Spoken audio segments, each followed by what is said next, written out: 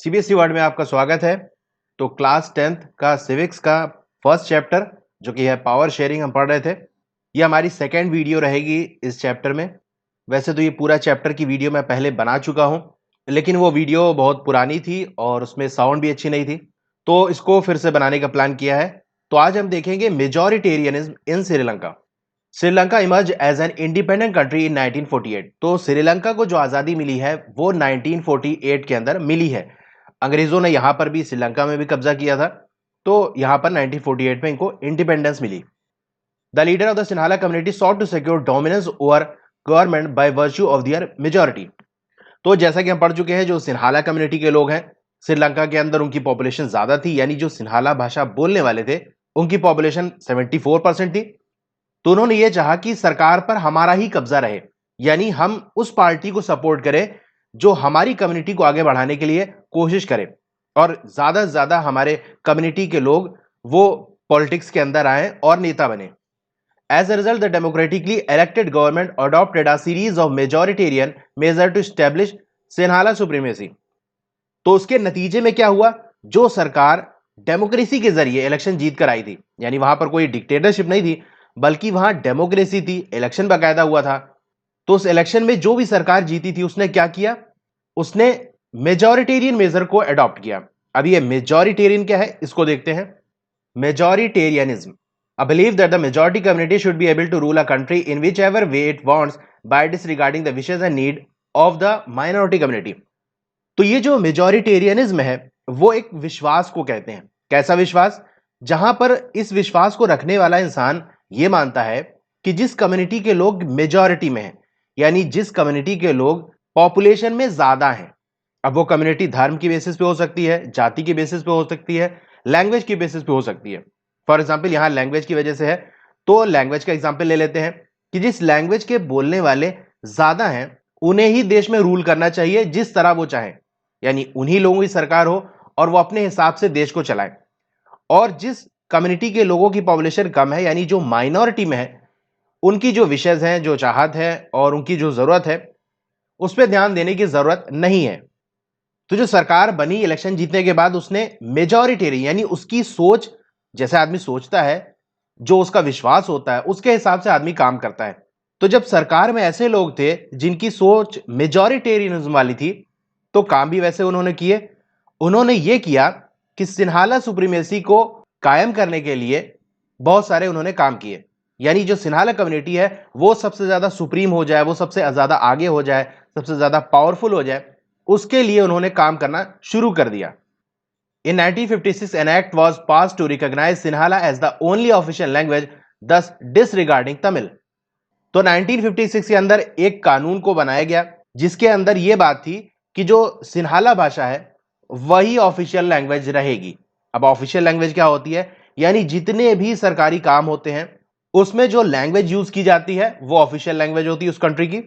जैसे हमारे देश के अंदर अगर बात करें, तो अगर सेंट्रल गवर्नमेंट से कोई भी काम होता है तो वो इंग्लिश और हिंदी लैंग्वेज में होता है, ताकि अगर कोई हिंदी भाषा नहीं जानता तो इंग्लिश पढ़ ले, तो दोनों भाषा होती है। लेकिन श्रीलंका में क्या किया, उन्होंने कहा कि सारे काम अब सिन्हाला भाषा के अंदर होंगे, यानी अगर सरकारी कोई भी काम कर रहे हो तो आपको सिन्हाला भाषा आनी चाहिए, या अगर कोई काम आपको करवाना है, किसी ऑफिस में गए, कोई चीज आपको लिखना है, किसी काम से आप गए, तो वहां पर आपको सिन्हाला भाषा में ही सारे काम करने पड़ेंगे, सारे डॉक्यूमेंट्स आपके सिन्हाला लैंग्वेज के अंदर ही होना चाहिए।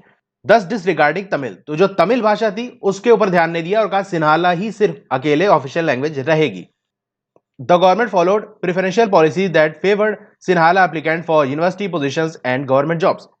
तो जो सरकार थी उसने प्रेफरेंशियल पॉलिसी को अडॉप्ट किया। अब ये प्रेफरेंशियल पॉलिसी क्या होती है, प्रिफर करना, यानी किसी को ज्यादा इंपॉर्टेंस देना किसी दूसरे के मुकाबले में। फॉर एग्जाम्पल आपने घर में कोई पार्टी रखी और एक दोस्त को बुलाया और दूसरे को नहीं बुलाया, इसका मतलब क्या किया आपने, किसी एक दोस्त को जिसको बुलाया था उसको आपने प्रेफरेंस दिया, यानी उसको इंपॉर्टेंस दिया। अब दोस्ती में तो चल जाता है, कोई दोस्त खास होता है कोई नहीं, लेकिन देश के अंदर तो सारे नागरिक बराबर होते हैं। लेकिन अगर देश में ऐसा होने लगे कि एक कम्युनिटी के लोगों को हर चीज में आगे रखा जाए, उनको ज्यादा फैसिलिटी दी जाए, तो यह प्रॉब्लम होती है। तो सिन्हाला कम्युनिटी को प्रेफर किया गया किस मामले में, फॉर यूनिवर्सिटी पोजीशंस, यानी अगर यूनिवर्सिटी में आपको एडमिशन लेना है और आप सिन्हाला कम्युनिटी के हैं तो आपका एडमिशन आसानी से हो जाएगा। वहीं अगर आप तमिल लैंग्वेज बोलने वाले हैं तो आपका एडमिशन मुश्किल होगा। इसी तरह गवर्नमेंट जॉब्स में भी है कि सिन्हाला लोगों के लिए ज्यादा आसान थी गवर्नमेंट जॉब लेना। ये सब कौन कर रहा था? सरकार ऐसे कानून बना रही थी जिसके लिए सिन्हाला लोगों के लिए जो फैसिलिटी दी जा रही थी। A new constitution stipulated that the state shall protect and foster Buddhism. अब जो नया संविधान बना, क्योंकि अंग्रेजों ने कब्जा किया था, उसके जाने के बाद हमारे देश के अंदर भी संविधान बनाया गया और श्रीलंका के अंदर भी बनाया गया। तो वहां के संविधान के अंदर, अगर संविधान को समझ लें सिंपल लैंग्वेज में, तो जो कॉन्स्टिट्यूशन होता है वो क्या होता है? कुछ कानून होते हैं जो हर तरह के नागरिकों के लिए और हर चीज के लिए बनाया गया होता है कि एक प्रधानमंत्री की क्या जिम्मेदारी है, उसके पास क्या पावर है, राष्ट्रपति की क्या जिम्मेदारी है, क्या पावर है, एक आम नागरिक की क्या जिम्मेदारी है, क्या पावर है, एक पुलिस के पास क्या पावर है। इस तरह से अलग अलग जगह पर किसके पास क्या पावर है, आप क्या कर सकते हैं, क्या नहीं कर सकते। तो ये सारे जो सिस्टम पूरा बना होता है कानून, यही हमारा कॉन्स्टिट्यूशन कहलाता है सिंपल लैंग्वेज में अगर हम समझें। तो जो नया संविधान श्रीलंका के अंदर बना था, उसने क्या किया? ये कानून उसके अंदर लगा दिया कि जो स्टेट है यानी देश को चलाने वाली जो सरकार है, उसकी ये जिम्मेदारी है कि वो बुद्धिज्म की यानी बौद्ध धर्म की रक्षा करे और उसको फैलाए, यानी इस धर्म को फैलाए। और all the government measures coming one after the other gradually increase the feeling of alienation among Sri Lankan Tamils.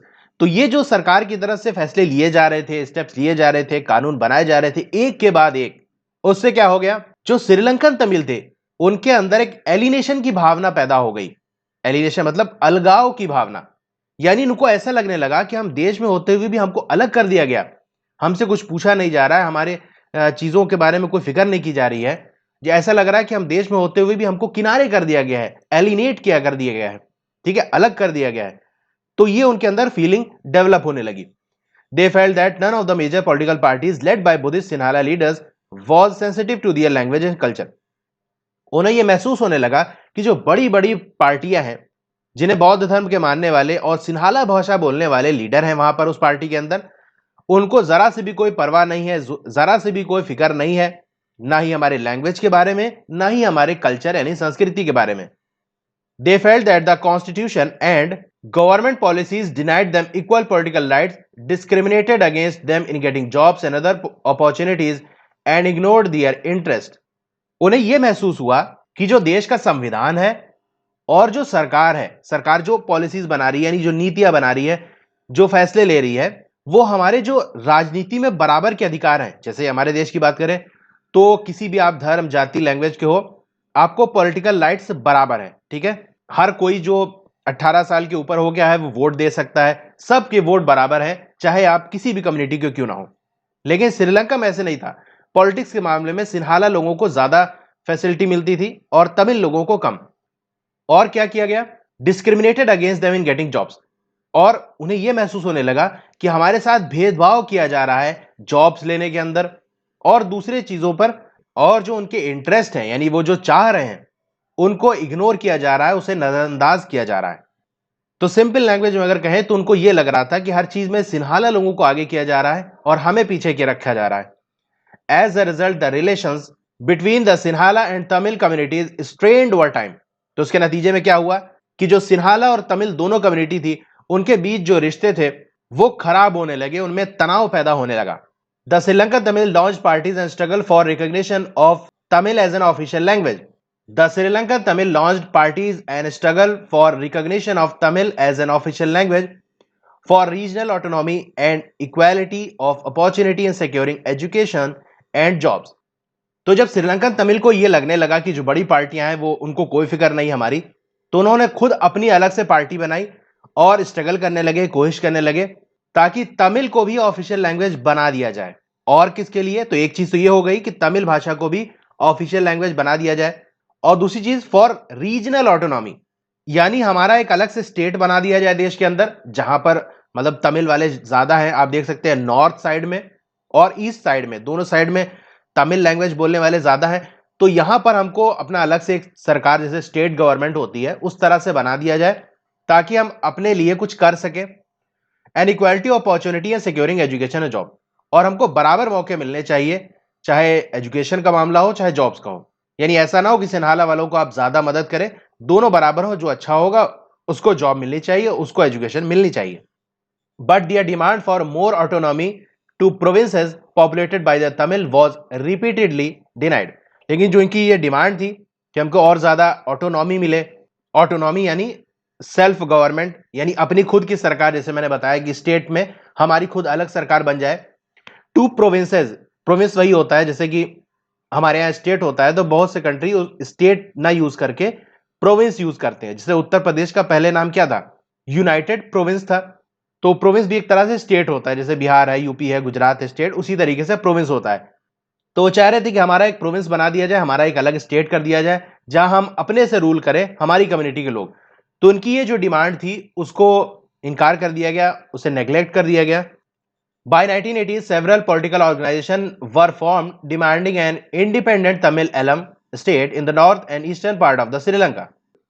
तो 1980s तक ऐसा हुआ कि बहुत सारी पॉलिटिकल ऑर्गेनाइजेशन बन गई थी, यानी राजनीतिक संगठन बन गए थे, सिंपल कहें तो अलग अलग पार्टियां बन गई थी, जिनकी ये डिमांड थी कि एक इंडिपेंडेंट तमिल एलम यानी एक अलग से स्टेट बना दिया जाए नॉर्थ साइड में और ईस्ट साइड में श्रीलंका के, यानी जहां तमिल वाले ज्यादा हैं उनका एक अलग से स्टेट बना दिया जाए।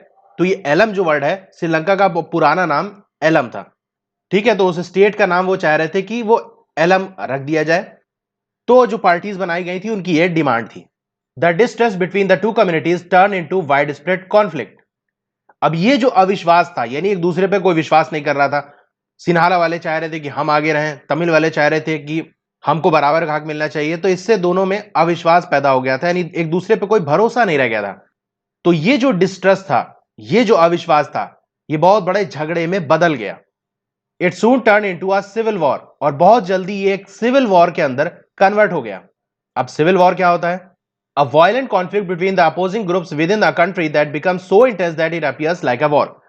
यानी देश के अंदर ही दो या दो से ज्यादा ग्रुप बन जाएं और वो आपस में ऐसे झगड़ा करने लगे, और वो लड़ाई इस तरह से हो जाए कि देखने से लगे कोई जंग चल रही है, लेकिन बाहर से कोई हमला ना हो, देश के अंदर ही देश के लोग ही आपस में इस तरह लड़ जाएं, यानी हथियार वगैरह उठा ले और देखने से ऐसे लगे कोई जंग चल रही हो, तो उसको सिविल वॉर कहते हैं, जिसे गृह युद्ध कहते हैं हिंदी में।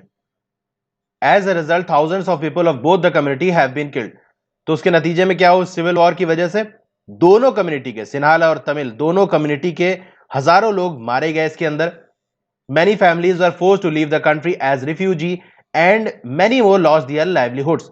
बहुत सारे परिवार को मजबूर होना पड़ा कि वो देश छोड़ के चले जाए, रिफ्यूजी की तरह, यानी शरणार्थी के तरह किसी दूसरे देश के अंदर वहां पर जाके वो पनाह ले लें। और बहुत सारे ऐसे लोग थे जिन्होंने अपने जिंदगी के साजो सामान को खो दिया, यानी घर, उनकी दुकान सब खत्म हो गई। You have read in chapter 1 economics textbook class 10 about Sri Lanka's excellent record of economic development, education and health.